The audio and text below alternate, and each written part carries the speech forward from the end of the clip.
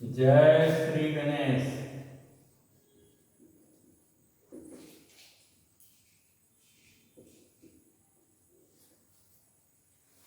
आज बच्चों हम लोग सिलेबस की चर्चा करेंगे इस क्लास में। सिलेबस में एक यूनिट पे चर्चा करेंगे, वो यूनिट है केमिकल कैनेटिक्स। केमिकल कैनेटिक्स दो वर्ड से बना है, केमिकल और कैनेटिक्स। केमिकल रासायनिक, कैनेटिक्स गतिकी, रासायनिक गतिकी। यह फिजिकल केमिस्ट्री का एक ब्रांच है जिसमें हम लोग rate, mechanism and factors affecting rate of reaction के बारे में अध्ययन करेंगे। Factors affecting rate of reaction. तो इस चैप्टर में बच्चों ऑलमोस्ट जो है रिलेटेड है रेट से रिलेटेड ये चैप्टर। सबसे पहले हम लोग फोकस करेंगे रेट्स पे। रेट है दर या गति, इकाई समय में जितना रासायनिक परिवर्तन होता है। Total chemical change taking place पर unit time. Total chemical change taking place पर यूनिट टाइम। टेकिंग प्लेस पर यूनिट टाइम, इकाई समय में जितना रासायनिक परिवर्तन होता है उसी को हम लोग रेट कहते हैं। तो रेट हो गया total chemical change taking place पर यूनिट टाइम। रेट को समझने के लिए हम लोग एक रिएक्टेंट लेते हैं। रिएक्टेंट हुआ जो रिएक्ट करता है। तो माना कि यह रिएक्टेंट है ए, यह देता है प्रोडक्ट। इसका आरंभिक सांद्रण माना, इनिशियल कंसंट्रेशन माना ए। टाइम इसको कुछ नहीं दिए, टाइम इज अलाउड नथिंग। तो प्रोडक्ट भी कुछ नहीं बना, product will also be nothing. Time कुछ दिए 30 सेकेंड, तो कुछ प्रोडक्ट बना। बनने का सूचक है हम लोग को एक्स। ये एक्स बना प्रोडक्ट के रूप में, और ये आया कहाँ से? तो ये घटकर आया रिएक्टेंट में से, इसलिए रिएक्टेंट हो गया ए माइनस एक्स। इस प्रकार हम लोग को टी टाइम पे जानना है रिएक्टेंट का रेट, टी टाइम पे जानना है प्रोडक्ट का रेट। और हम लोग जानते हैं कि यूनिट टाइम में जो केमिकल चेंज होगा रिएक्टेंट का या प्रोडक्ट का, वह इक्वल होगा, हमेशा इक्वल होगा। तो रिएक्टेंट के लिए फॉर रिएक्टेंट हम लोग लेते हैं रेट। तो रेट जो हो गया हम लोग को रिएक्टेंट के लिए माइनस ए माइनस एक्स बटा टी, ए माइनस एक्स बटा टी। इसको स्मॉल अमाउंट के लिए लेंगे, फॉर स्मॉल अमाउंट। तो इसमें हम लोग कैलकुलस का मदद लेंगे, डिफरेंशिएट करेंगे। तो रेट हो जाएगा हम लोग को minus D A minus x बटा डी टी। इसी प्रकार हम लोग प्रोडक्ट का निकालेंगे। फॉर प्रोडक्ट के लिए रेट होगा हम लोग को plus X by T. Rate of small amount के लिए for small amount product, rate of product हम लोग को हो जाएगा, रेट ऑफ प्रोडक्ट हम लोग को हो जाएगा प्लस डी एक्स बटा डी टी। अब बच्चों मन में आएगा कि ये कैसे आया। हम लोग देख रहे हैं कि टी टाइम में रिएक्टेंट के लिए सोच रहे हैं रेट निकालने को, कि टी टाइम में चेंज हुआ ए से ए माइनस एक्स। तो यूनिट टाइम में इकाई समय में कितना चेंज होगा? तो A minus X by T. Reactant के लिए सोचे हम लोग, और रिएक्टेंट तो क्या एरिथमेटिक का मदद लेंगे, क्योंकि टी टाइम में कितना चेंज हो रहा है? ए माइनस एक्स। पहले था इनिशियल कंसंट्रेशन ए, उस समय टाइम कुछ भी नहीं था, लेकिन टाइम जब दिया गया तो हो गया ए माइनस एक्स। तो टी टाइम में कितना चेंज हुआ रिएक्टेंट के लिए? ए माइनस एक्स। इसलिए यूनिट टाइम में कितना चेंज हुआ? ए minus x by T.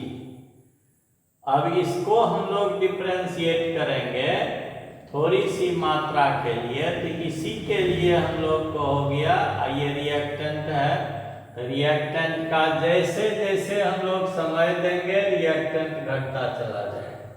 Suppose करें हम लोग ए जो है इनिशियल कंसंट्रेशन लिए 12 ग्राम के रूप में, टी अगर पूरा दे 12 ग्राम, तो ये घटते घटते रिएक्टेंट हो जाएगा 0 और प्रोडक्ट हो जाएगा बढ़ते बढ़ते 12 ग्राम। जिस समय हम लोग टी जो है वह देंगे आधा, तो यहाँ 6 ग्राम बचेगा और यहाँ भी 6 ग्राम होगा। इसका मतलब है कि जैसे जैसे हम लोग टाइम बढ़ाते जाएंगे रिएक्टेंट का कंसंट्रेशन घटता जाएगा, प्रोडक्ट का कंसंट्रेशन बढ़ता जाएगा। इसको हम लोग कहेंगे कि change in concentration of reactant per unit time with respect to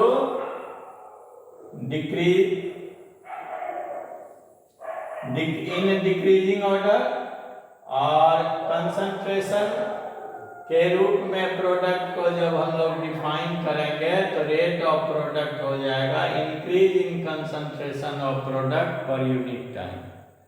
और भी इसको हम लोग अदर फॉर्म में कह सकते हैं कि रिएक्टेंट का रेट होगा डिसअपीयरेंस ऑफ रिएक्टेंट, प्रोडक्ट का रेट होगा अपीयरेंस ऑफ प्रोडक्ट। ये हम लोग को अपीयर होता है, ये हम लोग को मिलता है, जैसे जैसे समय बढ़ाते हैं प्रोडक्ट बढ़ता जाता है, जैसे जैसे समय बढ़ाते हैं रिएक्टेंट घटता जाता है। तो हम लोग इस प्रकार रेट ऑफ रिएक्टेंट को डिनोट किए हैं किससे? तो रेट ऑफ रिएक्टेंट को हम लोग डिनोट किए हैं minus A minus x by T. इसी को हम लोग जब थोड़ी मात्रा के लिए लेते हैं फॉर स्मॉल अमाउंट, तो हम लोग लेते हैं बच्चों minus D A minus x बटा डी टी। अब हम लोग इसी प्रकार समझेंगे कि फॉर प्रोडक्ट, फिर एरिथमेटिक का मदद लेंगे, चूंकि टी टाइम में चेंज हो रहा है कितना, तो 0 से x, टी टाइम में चेंज x, इसलिए यूनिट टाइम में x बाई टी। तो रेट हम लोग को हो गया, रेट ऑफ प्रोडक्ट हो गया हम लोग को plus x by T. This plus sign may be written और not, that makes no difference, क्योंकि गणित हमें कहता है कि यह प्लस राइट में दिया जाए या नहीं वह रहता ही है, उसको हम लोग दिखावें या नहीं दिखावें वह रहता ही है।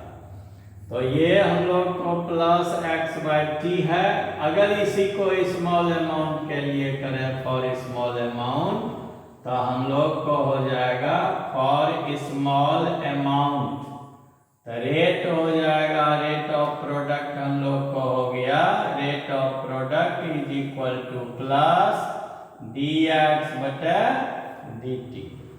अब हम लोग रेट के बारे में एक कॉन्सेप्ट लेंगे बच्चों की, रेट जो है यूनिट टाइम में चाहे रिएक्टेंट का हो या प्रोडक्ट का, वह हमेशा हमेशा बराबर होता है। रेट ऑफ रिएक्टेंट लेके चले, देखें कि वह रेट ऑफ प्रोडक्ट के बराबर होता है या नहीं।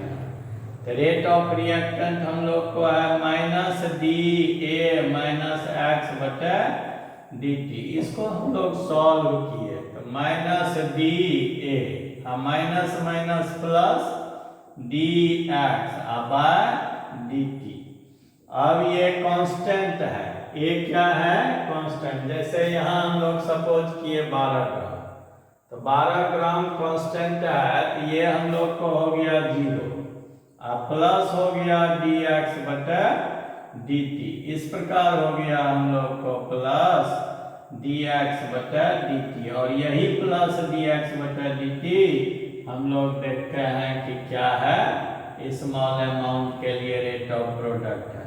तो ये हो गया रेट ऑफ प्रोडक्ट। इस प्रकार हम लोग को हो गया कि रेट ऑफ रिएक्टेंट जो है यह रेट ऑफ प्रोडक्ट के बराबर होता है। रेट ऑफ रिएक्टेंट किसके बराबर होता है? रेट ऑफ प्रोडक्ट के बराबर होता है। अब इसी रेट को हम लोग डिफरेंट टाइप ऑफ एग्जाम्पल से समझेंगे। तो इस बीच में बच्चों पहले हम लोग इतना को नोट कर लेंगे। तेजी में जितना जल्दीबाजी में हो शीघ्र इसको नोट कर लें।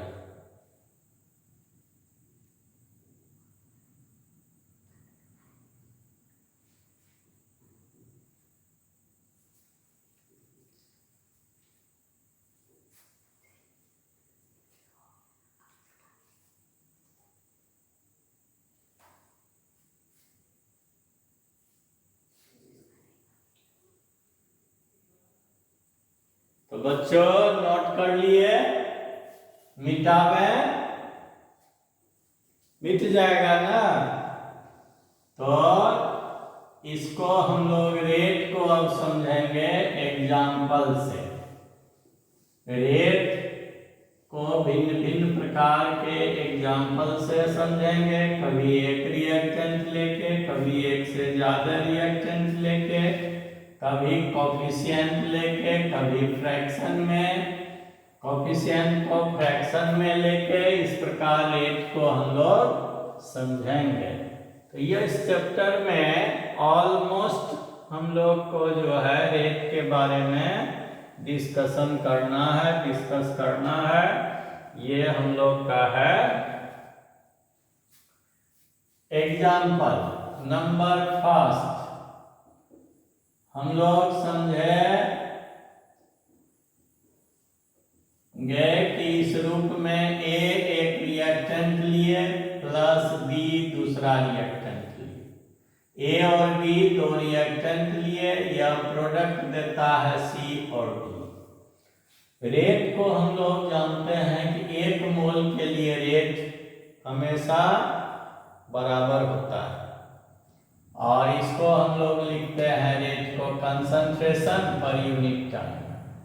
एक चीज है बच्चों कि अगर किसी भी सब्सटेंस को हम लोग कैपिटल ब्रैकेट में लें, जैसे ए को कैपिटल ब्रैकेट में लें, तो इसको हम लोग एक्सप्रेस करेंगे कंसंट्रेशन ऑफ ए। बी को अगर ले लेंगे तो उसको एक्सप्रेस करेंगे कंसंट्रेशन ऑफ बी। सी को लेंगे तो कंसंट्रेशन ऑफ सी, डी को लेंगे तो कंसंट्रेशन ऑफ डी। जिसका भी बड़ी कोष्ठ में, दैट मीन्स कैपिटल ब्रैकेट में जिसको भी ले लेंगे तो वह हो जाएगा उसका कंसंट्रेशन। इसको हम लोग इस रूप में लिखें, या इसी को हम लोग लिख सकते हैं सी ए कंसंट्रेशन ऑफ ए। तो सी ए और कंसंट्रेशन ऑफ ए। अब वर्ड है कंसंट्रेशन, इसको हम लोग जान लें कि कंसंट्रेशन क्या है। तो मोल पर लीटर, मोल पर लीटर।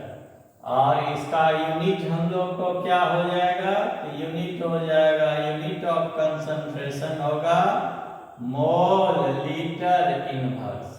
क्या होगा? Mole litre inverse. अब हम लोग अभी अभी चर्चा कर रहे थे कि 1 मोल का रेट जो होता है वह हमेशा बराबर होता है। तो जो कोई भी एग्जाम्पल दें हम लोग प्रयास करेंगे कि सब रिएक्टेंट प्रोडक्ट को 1 मोल बना लें। अब जैसे यहाँ तो 1 मोल ही दिया गया है, 1 मोल A, 1 mole B, 1 mole C, 1 mole D। इसको हम लोग कहते हैं सबका कोफिशिएंट जो है 1 है। तो इसका रेट लिखेंगे तो यह होगा, हम लोग रिएक्टेंट है तो minus D concentration of A बटा dt, यह होगा B का minus D concentration of B बटा dt, C का हो जाएगा plus D concentration of C बटा dt, और D का होगा plus D concentration of D बटा dt। एक बार फिर याद दिला रहे हैं कि ये माइनस आया A और B का साइन, ये बताता है कि ये रिएक्टेंट है। इसका हम लोग को माइनस साइन बता रहा है कि decrease in concentration, disappearance of concentration. लेकिन ये जो C और D है हम लोग को प्रोडक्ट है, ये बता रहा है हम लोग को increase in concentration of product और appearance of concentration of product. इस प्रकार ये चारों मतलब 2 रिएक्टेंट और 2 प्रोडक्ट जो 1 मोल के रूप में है रेट बराबर होता है। अब एग्जांपल नंबर 2 में हम लोग आ गए। अब आ रहे हैं कोफिशिएंट लेकर कि 2A प्लस 3B, यह अगर हम लोग को दे देता है 4C प्लस 5B, तो बच्चों हम लोग प्रयास करेंगे कि सबसे पहले इसको सारे रिएक्टेंट और प्रोडक्ट को हम लोग 1 मोल के रूप में ले आए। तो 2A 1 कब बनेगा, जब इसको 1/2 से हम लोग मल्टीप्लाई करेंगे। 3B B कब होगा, जब इसको 1/3 से मल्टीप्लाई करेंगे। C कब होगा, जब 1/4 से। और 5D D कब होगा, जब 1/5 से। इसमें जिस कोफिशिएंट, इसका जो कोफिशिएंट है उतना को हम लोग रेसिप्रोकल कर देंगे, रिवर्स ले लेंगे, तो वो हो जाएगा हम लोग को 1 मोल उसको बना डालेगा। अब जैसे रेट ऑफ A और B है, रेट ऑफ रिएक्टेंट हम लोग को रेट क्या हो जाएगा इसका, इसका 1 मोल का हो गया minus 1/2D concentration of A बटा dt। इसका मतलब हुआ कि दिस इज कंसंट्रेशन ऑफ 1 मोल। अब हम लोग 3B में आए तो इसका आ गया minus 1/3D concentration of B बटा dt। इसका हम लोग को आ गया 4C का plus 1/4 concentration of D concentration of C बटा dt। इसका आ गया हम लोग को plus 1/5D concentration of D बटा dt। अगर हम लोग को जनरल आ गया कोफिशिएंट कि AA प्लस BB, या अगर दे दिया CC प्लस DD, तो हम लोग इसको 1BCD यानी 1 मोल के फॉर्म में लाएंगे, रिएक्टेंट को भी और प्रोडक्ट को भी।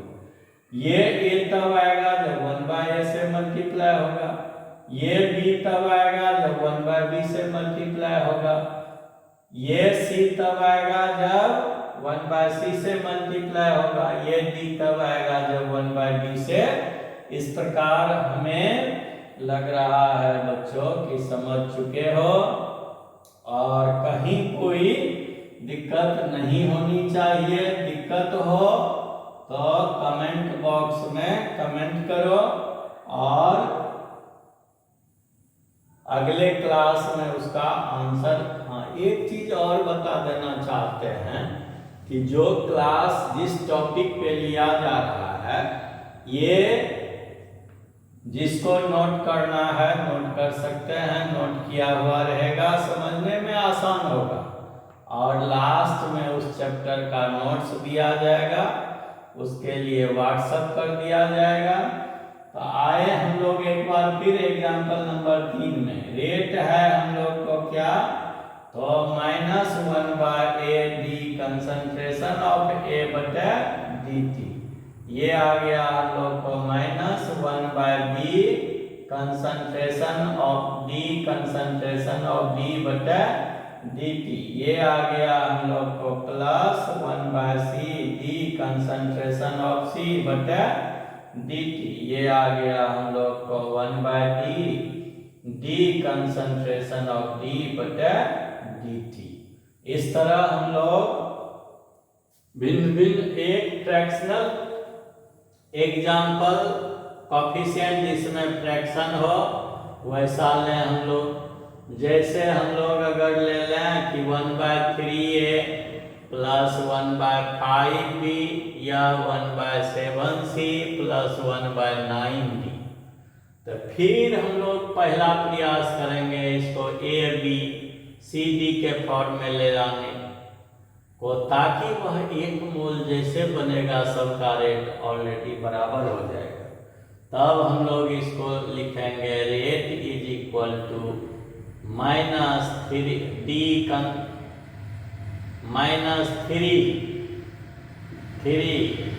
Concentration -3d concentration of a बटे dt। और इसको हम लोग लिखेंगे -5d कंसंट्रेशन ऑफ b बटे dt। इसको हम लोग लिखेंगे +7d कंसंट्रेशन ऑफ c बटे dt। इसको लिखेंगे +9d कंसंट्रेशन ऑफ d बटे dt। अब इस दोनों को हम लोग माइनस लिखे, चूंकि दोनों क्या है, रिएक्टेंट है। और ये दोनों को लिखे प्लस में, क्योंकि ये दोनों प्रोडक्ट है। तो रिएक्टेंट का हमेशा डिक्रीज इन कंसंट्रेशन होता है, अपीयरेंस डिसअपीयरेंस ऑफ कंसंट्रेशन होता है, जबकि प्रोडक्ट में हमेशा इंक्रीज इन कंसंट्रेशन होता है, अपीयरेंस ऑफ प्रोडक्ट होता है। इसीलिए हम लोग हमेशा रिएक्टेंट को लिखते हैं माइनस में, जबकि प्रोडक्ट को लिखते हैं प्लस में। अब हम लोग एक एग्जाम्पल देते हैं कि अगर हम लोग को दे एग्जाम्पल जनरल में ये कि 1/L plus 1/mm is equal to 1/nn plus 1/r। तब हम लोग रेट कैसे निकालेंगे? हमें उम्मीद है बच्चों, मुझे उम्मीद है कि हर बच्चे जो है इसको इजीली निकाल लेंगे। क्या करेंगे? सबसे पहले हम लोग ऐसे गुणक को लाएंगे जो इसको 1 मोल बना दे, यानी L बना दे। तो इसको L से मल्टीप्लाई कर देंगे, स्मॉल l से, इसको स्मॉल m से, इसको स्मॉल n से, इसको स्मॉल r से। तो इसका रेट हो जाएगा हम लोग को rate is equal to -L d concentration of L बटे dt। इसका हो जाएगा -m d concentration of capital M बटे dt। और इसका हम लोग को हो जाएगा plus n d concentration of n बटे dt। इसका हो जाएगा plus r d concentration of r बटे dt। इस प्रकार हम लोग कोई भी रेट जो है निकाल देंगे। एक बार हम लोग यहाँ एक चीज को दोहरा लें कि यहाँ L और capital L capital M reactant है, जबकि स्मॉल l स्मॉल m क्रमशः उनका कोफिशिएंट है। उसी प्रकार capital N capital R product है, जबकि स्मॉल n और स्मॉल r उन दोनों का क्रमशः कॉफिशिएंट है। तो हम लोग रेट जो है किसी का भी निकाल सकते हैं, ये रेट हम लोग जाने। अब हम लोग इसी क्रम में आगे बढ़ेंगे, रेट लॉ को जानेंगे। रेट लॉ, इसके लिए हम लोग लॉ ऑफ मास एक्शन का मदद लेंगे। लॉ ऑफ मास एक्शन, पिंड क्रिया का नियम, ये हम लोग 11वीं क्लास में, क्लास 11th में केमिकल इक्विलिब्रियम में पढ़े होंगे। लॉ ऑफ मास एक्शन, पिंड क्रिया का नियम। इस लॉ को हम दोहरा देना चाहते हैं कि क्या है ये। तो कहता है कि किसी भी रिएक्शन का रेट, कोई भी रिएक्शन हो, whatever be the reaction, that makes no difference, किसी भी फॉरवर्ड रिएक्शन हो, बैकवर्ड रिएक्शन हो, रिवर्सिबल रिएक्शन हो, इररिवर्सिबल रिएक्शन हो, कुछ कोई भी रिएक्शन हो, उसका रेट हम लोग को जो है रिएक्टेंट पे निर्भर करता है, सिर्फ और सिर्फ रिएक्टेंट पे। प्रोडक्ट से उसको कुछ लेना देना नहीं है, वह कभी भी प्रोडक्ट से रिलेटेड नहीं रहता है, वह हमेशा निर्भर करता है रिएक्टेंट पे। तो लॉ ऑफ मास एक्शन पहले क्या कहता है, इसको हम लोग जाने। ये लॉ कहता है कि किसी भी रिएक्शन का रेट रिएक्टेंट के कंसंट्रेशन का डायरेक्टली जो है प्रोपोर्शनल होता है। अब मन में आएगा कि रिएक्टेंट एक हो तब ना, अगर एक से अधिक रिएक्टेंट हो तो रेट हो जाएगा उन सारे दोनों रिएक्टेंट के कंसंट्रेशन के गुणक का। अगर दो से अधिक रेट ये रिएक्टेंट हो जाए तो सारे रिएक्टेंट्स के कंसंट्रेशन के गुणक का डायरेक्टली प्रोपोर्शनल होगा रेट। अगर रिएक्शन जो है उसमें रिएक्टेंट विथ कॉफिशिएंट हो, मतलब जैसे हम लोग लिखते हैं ए प्लस बी बी, तो ए लिखते हैं स्मॉल ए, स्मॉल बी कैपिटल बी। इसमें स्मॉल ए जो है ये कॉफिशिएंट है, जबकि कैपिटल ए रिएक्टेंट है। स्मॉल बी कॉफिशिएंट है, जबकि कैपिटल बी रिएक्टेंट है। ये देता है अगर बच्चों सी प्लस डी टी, तो स्मॉल सी है हम लोग को कॉफिशिएंट और कैपिटल सी है हम लोग को प्रोडक्ट। स्मॉल डी है हम लोग को कॉफिशिएंट और कैपिटल डी है प्रोडक्ट। जब हम लोग इसका रेट लिखेंगे तो यह केवल निर्भर करेगा रिएक्टेंट से, यानी रिएक्टेंट साइड की ओर हम लोग मूव करेंगे। इसमें हम लोग को capital A capital B reactant है, और जैसे इस दोनों को कैपिटल ब्रैकेट में लेंगे वो हो जाएगा हम लोग को कंसंट्रेशन ऑफ रिएक्टेंट। तो इस रिएक्शन का रेट हो जाएगा हम लोग को, ये according to law of mass action, इसका रेट होगा हम लोग को concentration of A into concentration of B, each raise to some power equal to their coefficient. इसका जो है हम लोग को कोएफिशिएंट, इसका पावर आ जाएगा, और इसका कोएफिशिएंट अपना जो है इसका बी है स्मॉल बी, तो पावर आ जाएगा। इस प्रकार हम लोग को ये लॉ पूरा डिफिनीशन के रूप में आ चुका है कि rate of any chemical reaction is directly proportional to the concentration of product of concentration of reactant. यहाँ प्रोडक्ट मीन्स है मल्टीप्लीकेशन, यानी गुणक।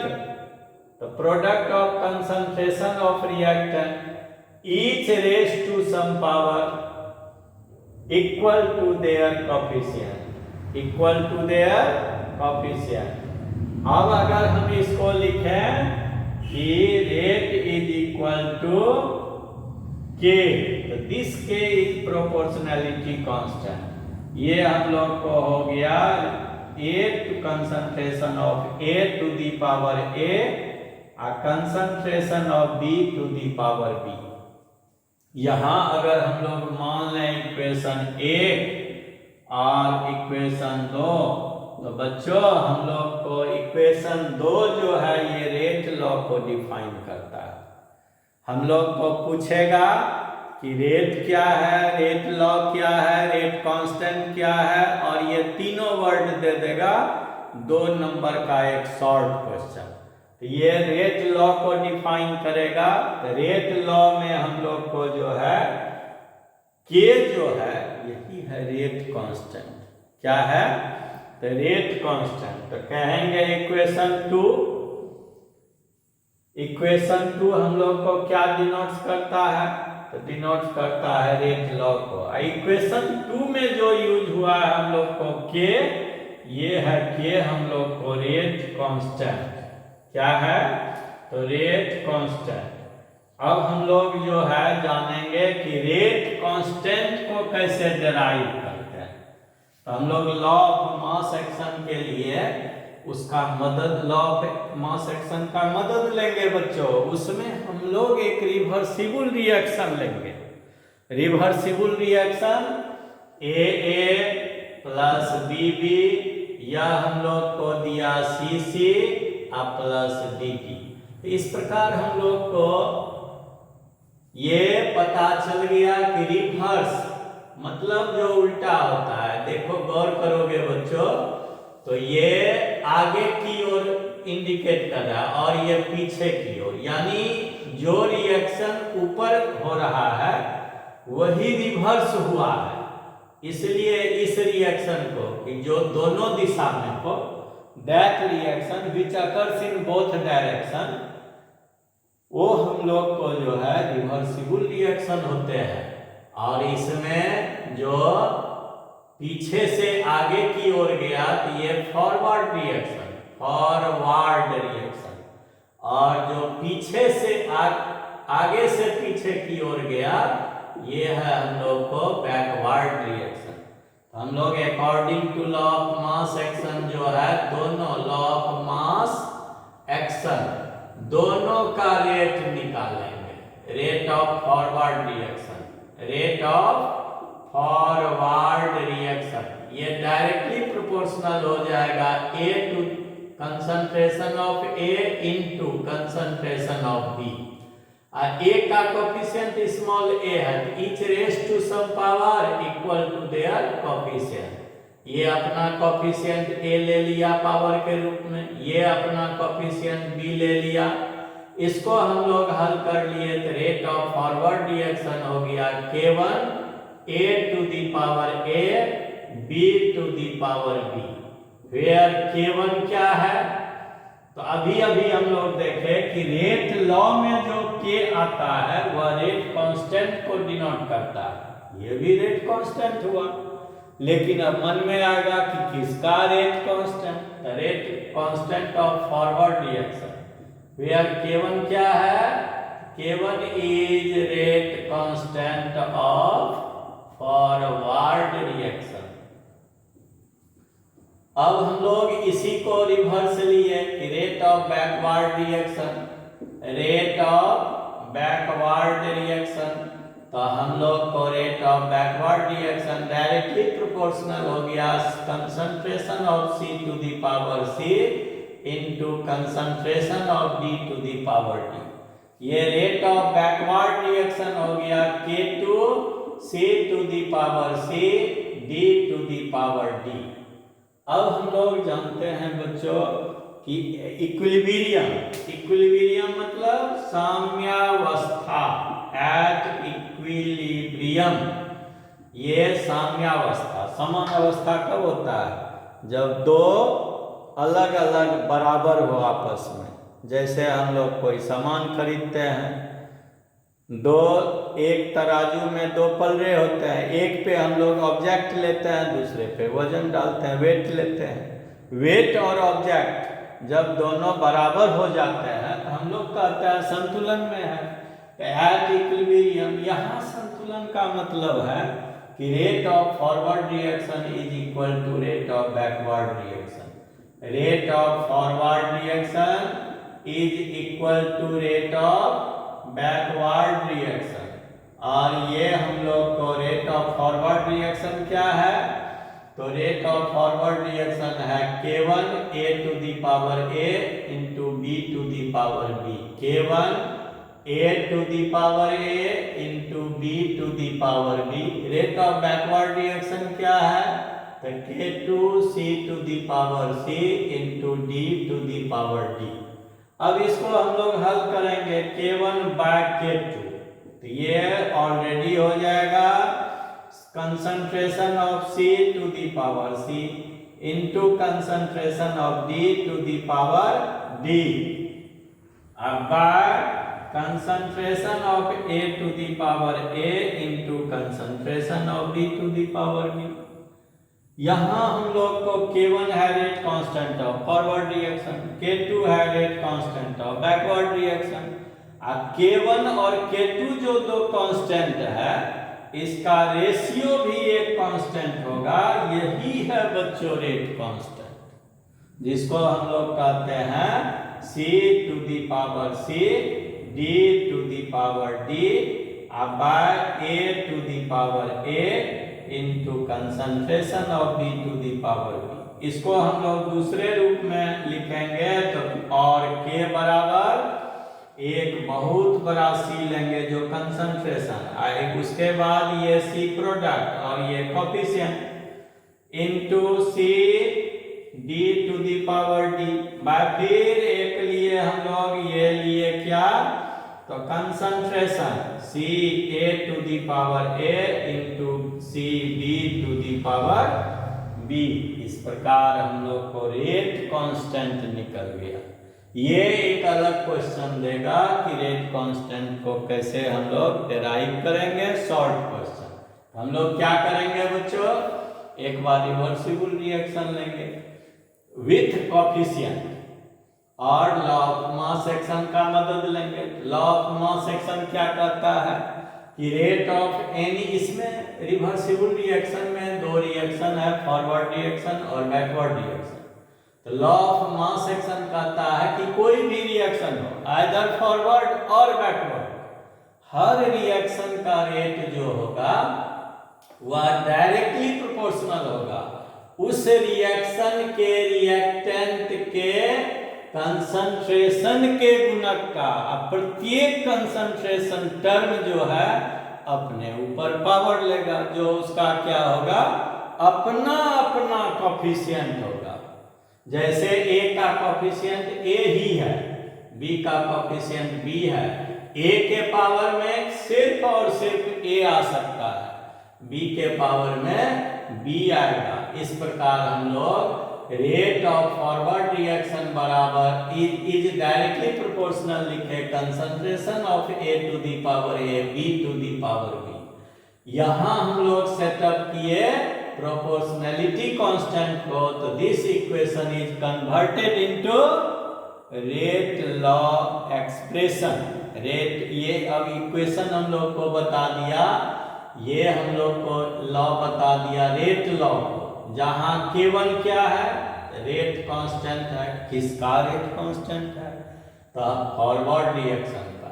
सिमिलरली हम लोग रेट ऑफ बैकवर्ड रिएक्शन अब नीचे वाला लिए, तो नीचे में अब स्थिति बदल गया, जो रिएक्टेंट था वह हम लोग को अब नीचे रिएक्शन के लिए प्रोडक्ट बन गया, और जो प्रोडक्ट था नीचे के रिएक्शन के लिए रिएक्टेंट बन गया।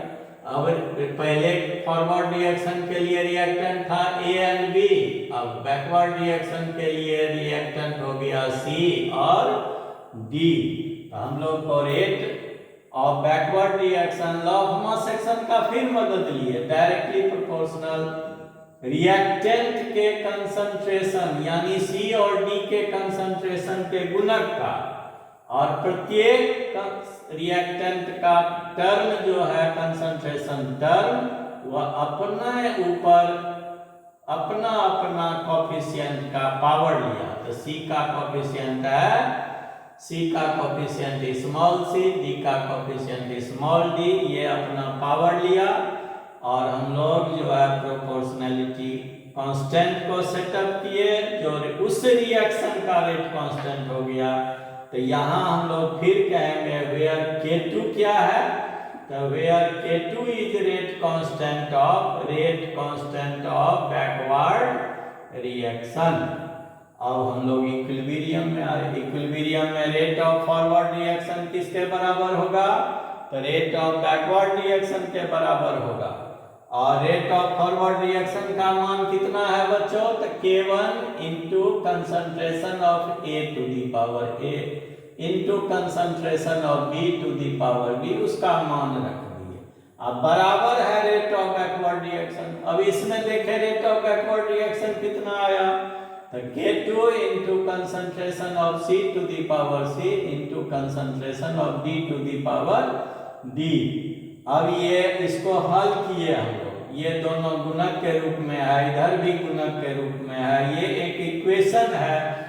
मैथमेटिक्स कहता है कि जैसे इंटरचेंज करेंगे, K2 को इधर लाए तो जो मल्टीप्लिकेशन में डिवाइडेशन में आएगा, और इसका जो मल्टीप्लिकेशन में है इधर आने के बाद डिवाइडेशन में आएगा।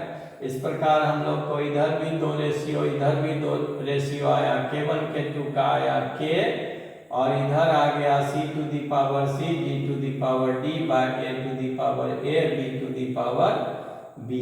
यही K हम लोग को है रेट कांस्टेंट। और रेट कांस्टेंट का डिफिनेशन इस प्रकार हम लोग जो है यहाँ निकाल सकते हैं कि it is the ratio rate constant of forward reaction and rate constant of backward reaction. इस प्रकार हम लोग पहला क्लास पीछे, हालांकि ये ऐसे दूसरा क्लास है, पिछला जो क्लास था वो इंट्रोडक्शन क्लास था, और सिलेबस के रूप में पहला क्लास जिसमें हम लोग रेट पढ़े, रेट लॉ को पढ़े, रेट कांस्टेंट को पढ़े, और रेट कांस्टेंट को कैसे डिराइव करते हैं इसको पढ़े। इसमें भी मुझे जहाँ तक उम्मीद है बच्चों, किसी भी बच्चे को किसी प्रकार की कोई दिक्कत नहीं होनी चाहिए। अगर इसके बाद भी है तो नीचे कमेंट बॉक्स में कमेंट करें,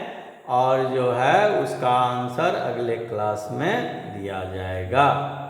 धन्यवाद।